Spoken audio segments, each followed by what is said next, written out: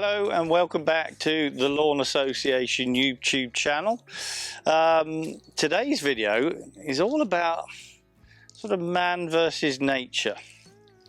So today's video will be quite exciting because I'm not sure exactly what I'm going to be doing myself, but the idea is trying to make gardening and lawn care sustainable. So if you do like these series of videos, please do comment, hit that like and hit that subscribe button. Share it with some of your followers as well who you think might be interested. But also go to our website, have a look at our lawn care course.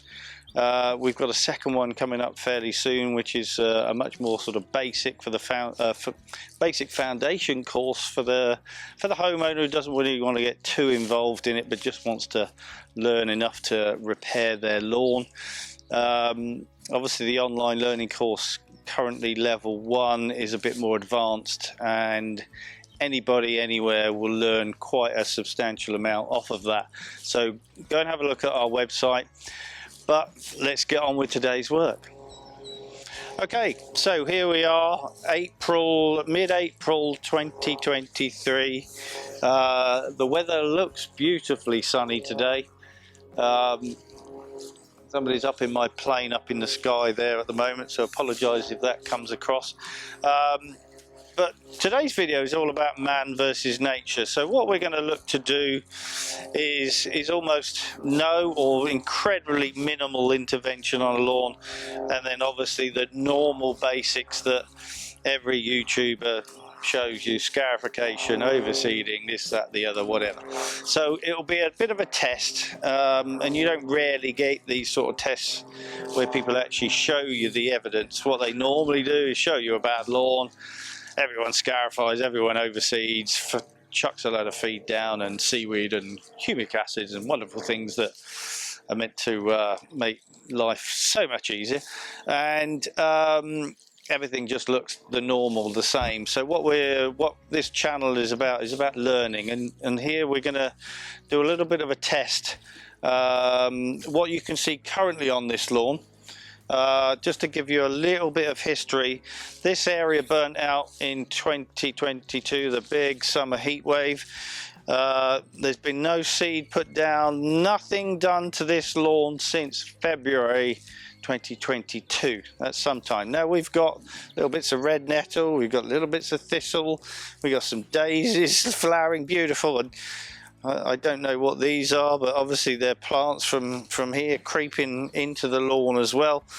But this is an area that I caused myself. I tend to not have enough time to mow grass, so I tend to sort of get my lovely Stiga battery mower, and I tend to sort of quickly turn here, getting the lawn cut in a very, very quick way.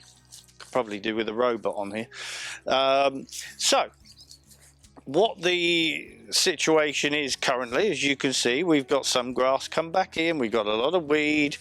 As we move past the tree section here, you can see this lawn is okay. It was last fed with true grass in February 2022, so 12 months ago. So this is not a manicured lawn, but we've got grass cover, you know, no problem whatsoever. And then as we come further down, you can see the other turning problem here, where I tend to turn and muller up. But what we're essentially going to do is cut a line down the middle of this lawn, and we're going to take on the what I'd call the nature part. Is going to take on probably the more difficult, which is over towards this tree line, sorry. And then this right hand side, we're going to use the normal interventions. So we're going to start off by scarifying, we're then going to clear, we're then going to apply moss control, we're going to drop some bent fescue seed in here, which obviously a lot of people are intrigued to how difficult it may be to germinate bent fescue, but you know, the whole country is covered with bent fescue. It spreads, it doesn't necessarily require huge amounts. There's bits of ryegrass, there's bits of Yorkshire fog in here, lovely patch of it over there. A lot less weed down here, make of that whatever you will. A bit of ground elder, we don't treat with chemicals, so they're not really a problem. But the object here is that it's all going to then get fed with true grass. Now, if you haven't seen the dog friendly lawn, what we do have with the dog friendly lawn is quite a nice looking lawn. If you remember, just we'll do a little clip over that, I'm sure, but February the 14th this year, Valentine's Day, we were out doing a lovely video instead of being all romantic, and the lawn looked very forlorn. It looked absolutely awful. Since then, we've put down one application of true grass, and the lawn, as we'll show you with a little picture, I'm sure, looks pretty good. We've done absolutely nothing apart from mow it. We've done nothing at all to it since. It's really easy lawn care. So when you see that, people should be thinking, crikey, if you can get it that good by just one application of true grass, imagine if you did start to scarify for pruning rather than scarifying for overseeding. If you start making the plant work for you rather than you work for the plant. You know, ryegrass is obviously a very dominant grass out there at the moment, but it requires maximum intervention from yourself. Bent fescue requires minimal. It almost does the work for you, because every time our bent fescue grows up and then we cut it off, it gets thicker and thicker and thicker. That doesn't happen with ryegrass. If you think it does, it will be the other species in there, probably the fescue, that's actually doing that spreading. There are obviously a number of creeping red fescues and things like that that do spread, but that's the purpose of lawn mowing. It's a pruning technique. So when you get a grass that essentially is growing this way anyway, if you feed a lawn like that, it does all the work for you. It covers the gaps, the weeds almost can't come in. So a really, really important thing. So, you know, this is about minimal intervention at the best of times. It's certainly about sustainable intervention as well. So today we're going to start off with this lawn by giving it a bit of a trim. We're then going to put a battery powered scarifier over the top of it. Which obviously do exist, but again, there's a big difference between scarifying to create a seed bed for all you ryegrasses, or obviously scarifying to prune a plant. So the middle section of this lawn is going to get pruned quite nicely, but it will be minimal intervention again. It's not going to be heavy. We're not going to be ploughing grass off. We don't need to create a seed bed in there.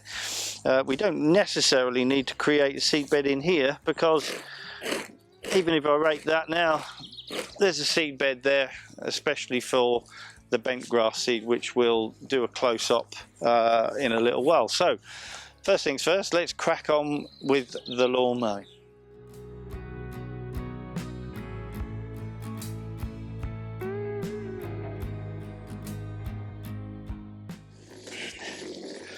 So there we go. Thank you very much, Stiga, for our no emissions again.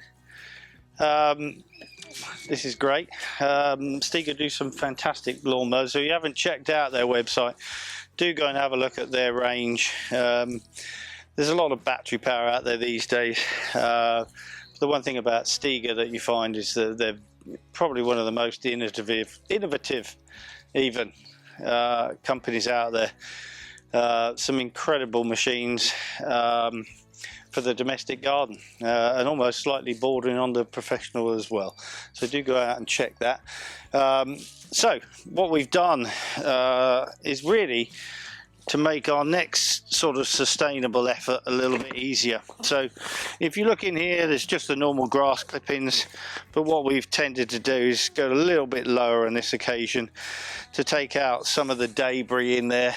This is probably the second mow on this current lawn this year.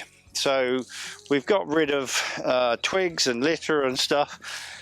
One thing when you do this, the poor little bottom blade there has gone through some difficult work.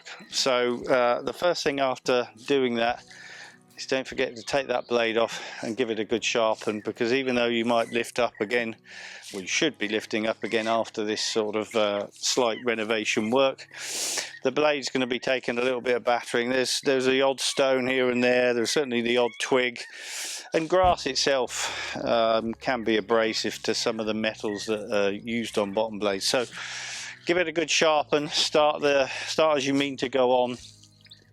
We may even try and do a video on blade sharpening. It's not the most enthralling thing, but it is probably one of the most important things, probably other than the height and the regularity, that you'll do for your lawn. You can soon muck up a lawn with your lawnmower. Incredibly easy thing. One bad cut, one dry period, and your lawn can look absolutely awful for 3 or 4 months. So don't forget, give it a good sharpen. As soon as, when you're traveling around, don't forget to lift the height back up as well. So the purpose now is to showcase, I suppose, what interventions you need. Now, to some people, they would look upon this lawn as saying, well, let's pretend we were down here now. If my lawn was in this center section like this, do I need to scarify it? Now you can see some sort of deadish grass areas there. Some of it's a little bit of disease. I think there's a little bit of red thread disease in there. Some of it's just the way that fescue grows itself. So when you see, you know, these sort of white dead looking blades, that's the way how fescue grows. It reproduces lots and lots of leaf blades, casts them off, they die off, and that's what enters into our heads as thatch. Now, this lawn has got no moss at all particularly, and it hasn't particularly got a lot of thatch in there, even though it was scarified last February the 1st, in fact. So when you start to think about scarification, you think, well, what am I scarifying for? Now, obviously you can remove a bit of this, but in this instance here, you almost don't need to be removing too much material. If you remove too much material in scarification, you tend to not leave any plant behind, and therefore you've then got to go down the reseeding route. So scarification, you've got to remember, it's a pruning technique that we've developed to help with overseeding. So when people talk about their amazing scarifier machine, generally speaking, all scarifier machines are very, very similar. A blade is far better when you're trying to prune a plant even, because it actually slices through those stolons and those shoots to create new growth. So if you use things like these, I've seen these before, these little wire rake, almost like a wire rake reel. I call them a moss plucker, probably, because that's probably all I would use them for myself. But again, you know, every machine's different. But personally, if you go for a bladed machine, it's all basically about the blade and the power. So if you need to create soil contact in here, then the machine that we're going to use certainly right now is not up to that.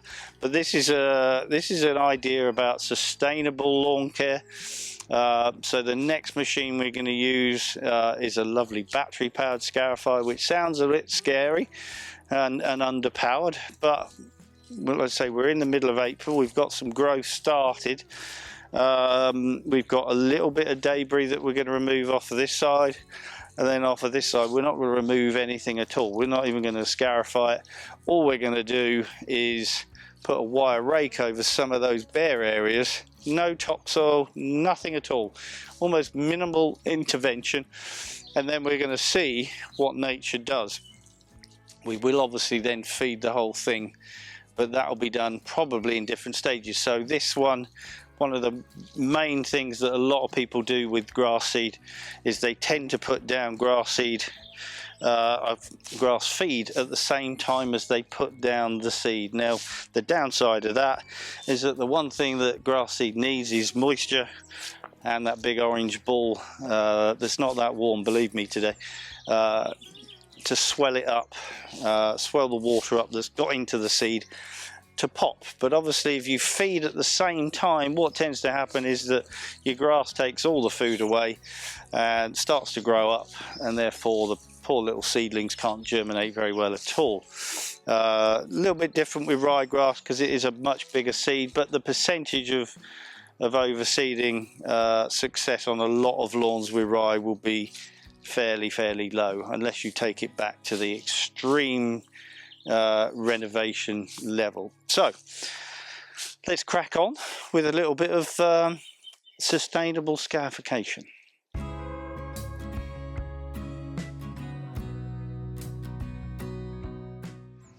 So just a quick thing about this lovely little machine here. We've got two batteries in here, 18 volt. This is obviously quite unique. I don't think too many people have got battery powered scarifiers. Obviously those batteries go into all machines. Now if we just have a quick look underneath, you can see the blades that I'm talking about here. Probably get a telling off for touching those with the batteries on, but you can see how they slice through. Now that's not unique whatsoever, but the purpose is, and what you can see in here, we did two different lines there at two different levels. So you can see even this little battery powered thing has created lines in here for seedbed. Now that doesn't mean to say that we can't create something in a similar fashion just because we need lines in there.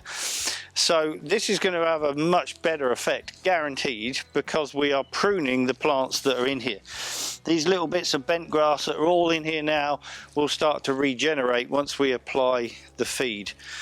But in this case over here, I lifted the machine up, and you can see there's actually, in some respects, there's actually more debris on this left hand line, because on this right hand side where the machine was actually digging into the soil, the machine was almost struggling to cope with it, so therefore not as much material came out. But when you can see here where I actually lifted it up out of the ground, there's more, a little bit more thatch actually comes out, but it's minimal. This is just bits of dead grass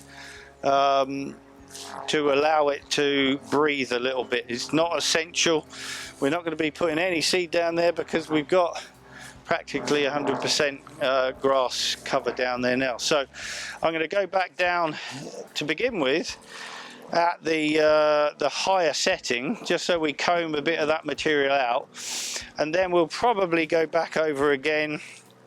It's going to be awkward because obviously we're doing a central line here. If you were doing this normally, we would be doing two diagonals, but it's a very small lawn, it's very difficult, and obviously the whole purpose of what we're trying to do is show man's intervention against almost minimal. Okay, so let me crack on.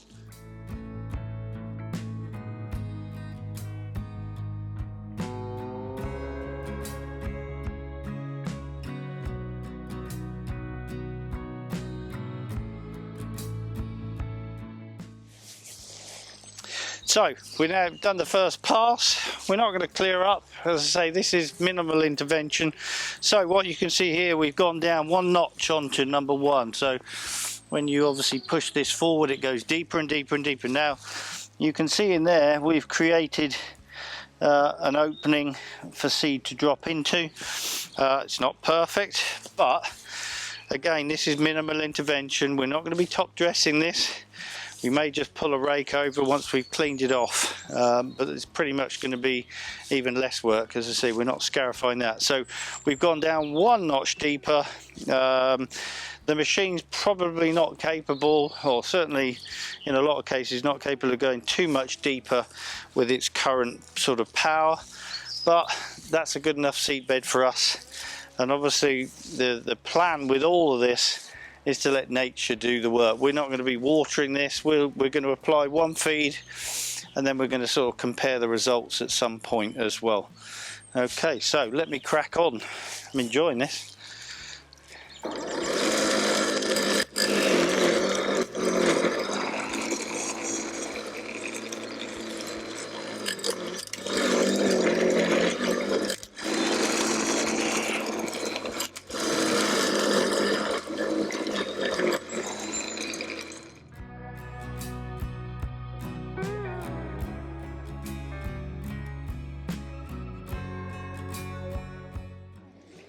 Don't forget, when you do pull back with your machine, just lever those front. You can keep the units going. It's better for the power to keep the units going, and just pull your machine back with the blades lifted up.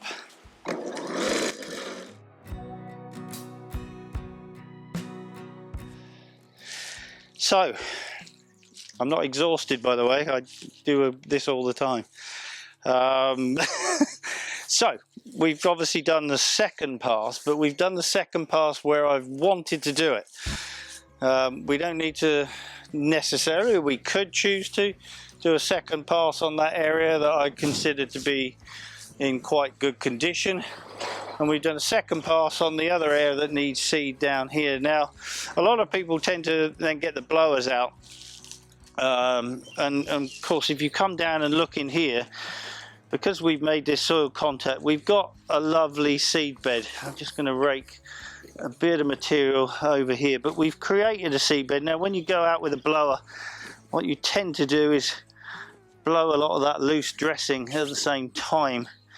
And in this process, it doesn't matter about being as clean, because the grass that you've scarified off, it will die, especially in these drying conditions. It will burn off and it will die off. It'll add a little bit of thatch back in, but the important part here is that we've created soil contact, soil disturbance.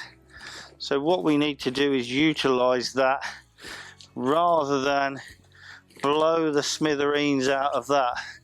Now, obviously today is a beautifully dry day, ridiculously windy and ridiculously chilly at the same time. But if I leave a line there, for example, there are areas where you would consider perhaps that the seed bed isn't as good as over here. Now, the good thing about bent fescue seed is twofold. One is the bent grass, the fescue seed is a great quick germinator. It's obviously a bigger seed. It's sort of half the size of a ryegrass seed, and the skill doesn't come in being able to germinate ryegrass, unfortunately. You know, Stevie Wonder, bless his cotton socks, could germinate ryegrass quite easily. You could throw it down on anything, it will grow. The skill actually comes from what should be lawn enthusiasts in creating sustainable lawns using our native grasses, which then will do the work for you. So the fescue will germinate fairly quickly. The bent grass does like warmer conditions. These are possibly now warm enough. We're in mid-April. I think the temperature today is probably 15, 16. Soil temperature is not quite sure. I don't have my thermometer with me. So you're going to get some germination, and because fescue is not going to jump out the sky like ryegrass, it'll also give time for the bent grass in some slightly warmer conditions to still germinate without being crowded out. So let's have a quick look at a little bit of grass seed.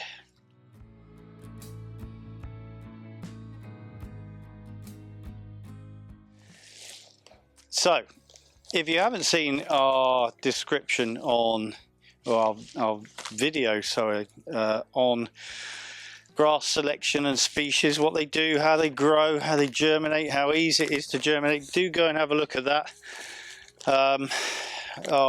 Somewhere, probably on a link somewhere, I have no idea. But understanding grass seed is very important. Understanding what the grass is going to do is very important, and obviously, you know, with things like YouTube channels, it can be very, you know, illusional. You tend to see what the person is trying to show you, and that doesn't necessarily constitute the amount of presumed hours in a video. It can seem like a 30-minute video is all it's going to take on your lawn. So understanding your grass species, what they're going to do, how they're going to work for you, is very, very important.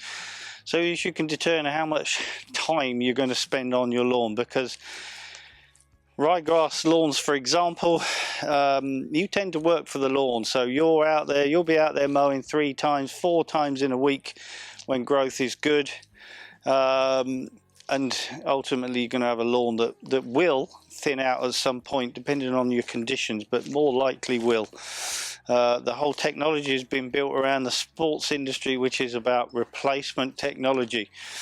You know, there are very few sports pitches, apart from those at the lower end of the football tables, that aren't replaced after about 6 months, including things like Wimbledon tennis court, strangely enough, that's ripped up, you know, a week or so after the tournament, ready for the 2 weeks the following year. We tend to sort of see these sports events and think, yeah, they're wonderful, but unless you've got the budgets they have and the dedicated time, you really want to think about not just sustainability, because these are native grasses.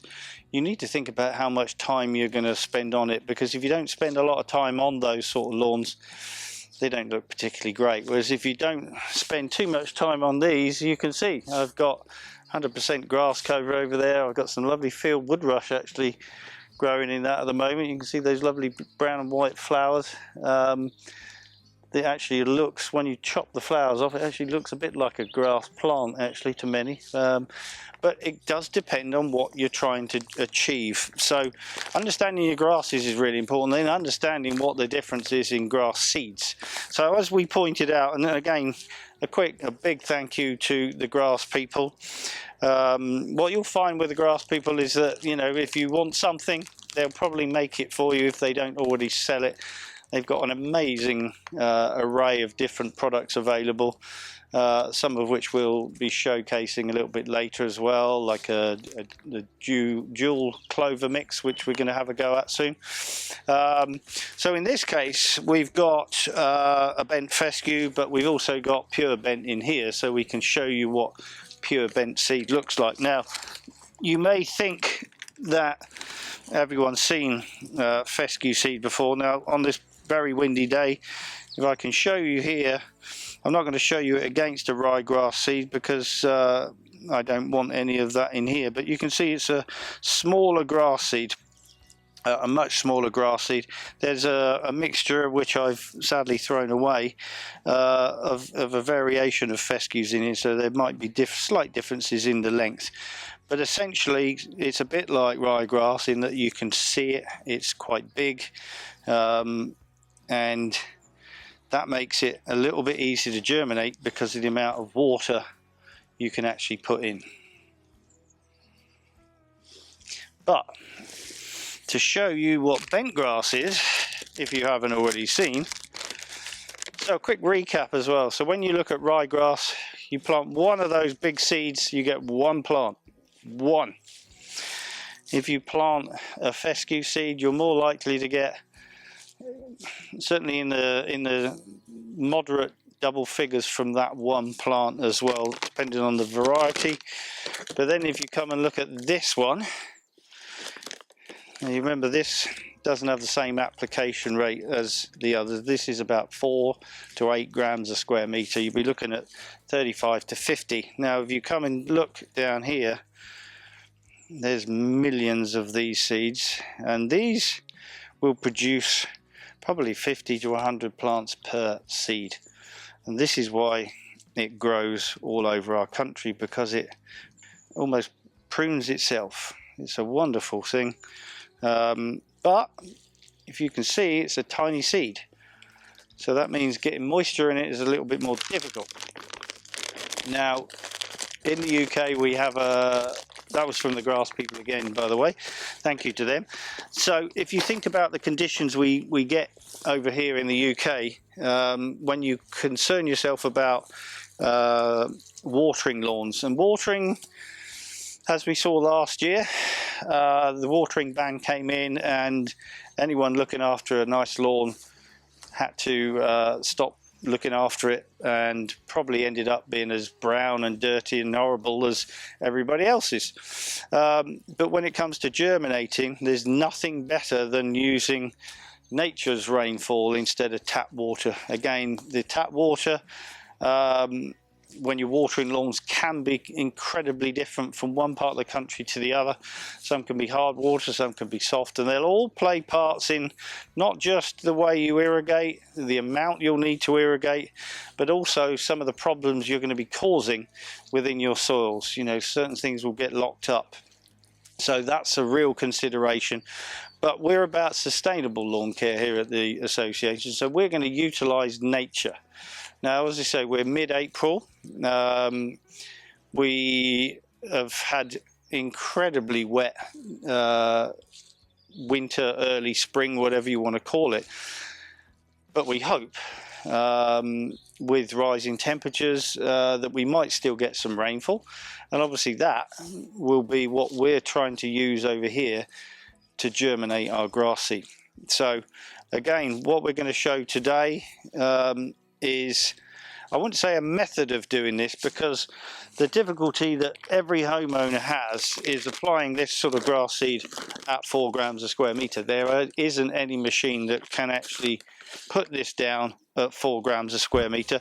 I'd probably just as easy, I'm putting millions of plants down here, as you can see, even a little area like that. Now, if you zoom down here, if you come down here, you can see those little tiny seeds have already created their own little grooves by the sheer fact that we didn't actually blow off this. So even down here you can see a little seed there. Even if I do this with my hand, the rainfall will do that obviously at the same time. We're going to pull this over before we do that, so it does get a small amount of material over the top of it. But the key to getting bent grass seed to germinate is to not bury too deep. You can get away with it with ryegrass. As I say, you could put that 20 foot down and the blooming thing will still come up. But with bent grass, it's all about moisture, keeping the moisture in that seed pod. As I say, we're hoping that the weather will do that, but it's also about the depth of grass seed. Now, the good thing about bent and fescue is that because they're much smaller, we don't need to bury them too deep. You know, the whole point, I'm going to close that before I get a mouthful of that and start germinating bent grass myself. But the whole point is to keep it very moist and then let nature do all of its work for us. So we're going to just seed a couple of patches. Now we've got one particular patch here, and then we've got one particular patch in here, and then we've got that one down there. Now, as I say, with bent fescue, this is actually bent fescue, but we're going to actually have a go at sticking some pure bent in there just to see if anything different happens. We'll also then put some bent fescue in here, and then we'll probably go with bent fescue at the bottom. So this bit will be pure bent, so we'll see what happens. But what I'm trying to do here is look at the grass species that are growing here, and it's all bent grass. So I've got nice acidic soil. The plant's already growing quite well. There's some fescue over there, as you can see, where it's a little bit more drought tolerant with the tree taking the moisture. And there's an awful amount of fescue and bent in the remainder of that there. So all I'm doing is taking the plant that's growing here with no effort at all and making it grow again. That's really simple. Now over here on this minimal, and this is going to be minimal intervention. Now one thing I am going to do is certainly not use herbicides, but some of these big thistle like plants down here, I am going to cut them out with a knife. So again, it's what I would determine as sustainable lawn care. But all we're going to do here is put a springbok rake through it and do the same thing. So in this section, I'm going to put pure bent grass again, and then in this section we'll put some bent fescue.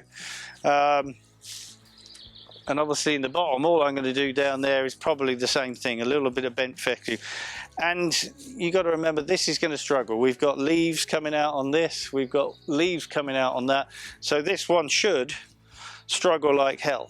We're hoping that because these are a bit further away, they get more rainfall, and they've obviously got more plants already in there, that at some stage we'll get better success with those sort of bits. So let's crack on with a springbok rake. It's not a scarifying tool, Never has, never will be. Obviously some people tend to think it is. It creates a gap for grass seed. That's about all it does. You pull out thatch, no question, but you're not pruning a plant. You're not doing probably the main part of what scarification is about. So let me crack on with that now.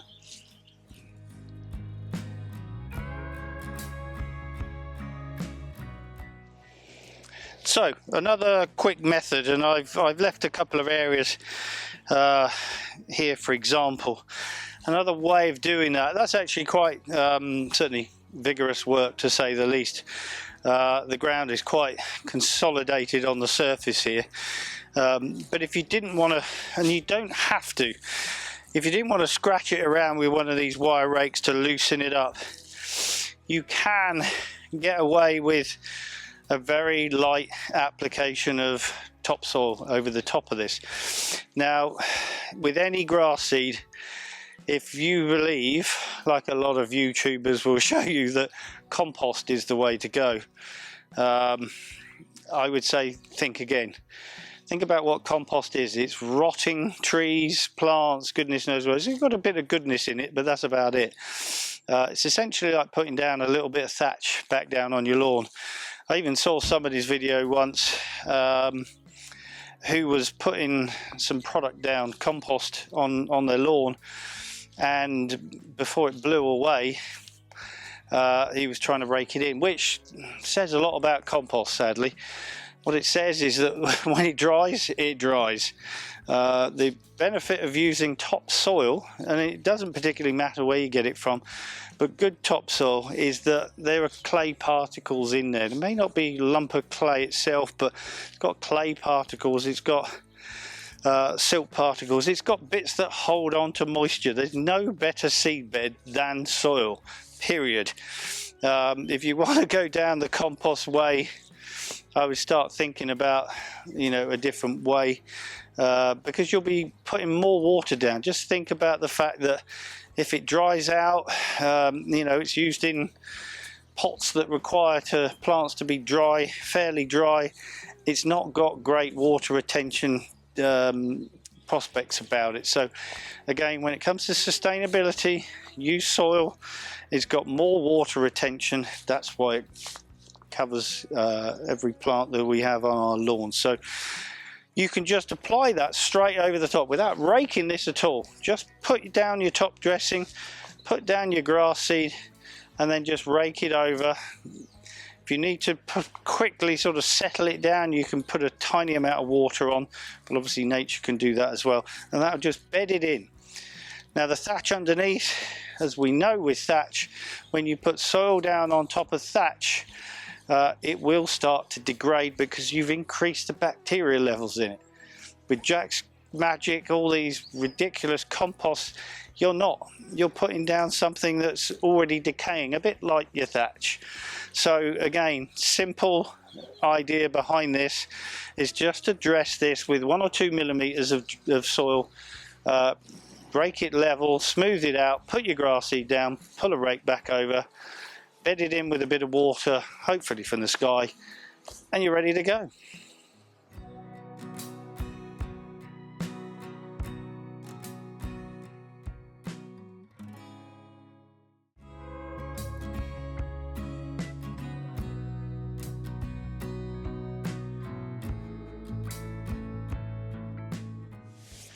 So there we go, minimal intervention in both cases, almost non-existent over there.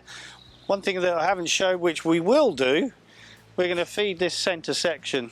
We don't want to feed these two ends at the moment, purely based on the fact that we've now, after raking it over again to cover some of the seed over, we don't want to get any grass growing at the moment. We want to emphasize everything onto the grass seed germinating. So we want maximum effort, maximum moisture for the plant, for the seedling, as opposed to the existing plants. So anyway, there you go, that's today's video. Again, it's about learning. It's not about showcasing you perfect lawns, because that's really simple to do, and it's really simple to do when you start using the right plants at the same time. So if you do like the video, by all means comment. I'd love to hear your comments and your thoughts on sustainable lawn care, and certainly bent fescue grasses. Do like and subscribe. We'd love to see more of you following us as well. If you want to learn more about your lawn and about other techniques which are going to help you understand how to make lawn care much easier and a lot less work, then do go along to our website, lawnassociation.org.uk, and have a look at our online learning courses. You will learn an enormous amount, no matter what level you are. You'll certainly learn a lot more about sustainable lawn care, and you'll probably learn things that you were completely unaware of at the same time. As I say, we've got a new homeowner course coming out very soon as well, and some other training bits towards the end of the year. So other than that, I'm going to now go and pray for just the odd shower, which is quite funny after this early spring we've had. But the quicker we can get this germinated, the quicker we'll be able to come back and show you some of the results. And we'll do that as we show other videos at the same time. Thank you.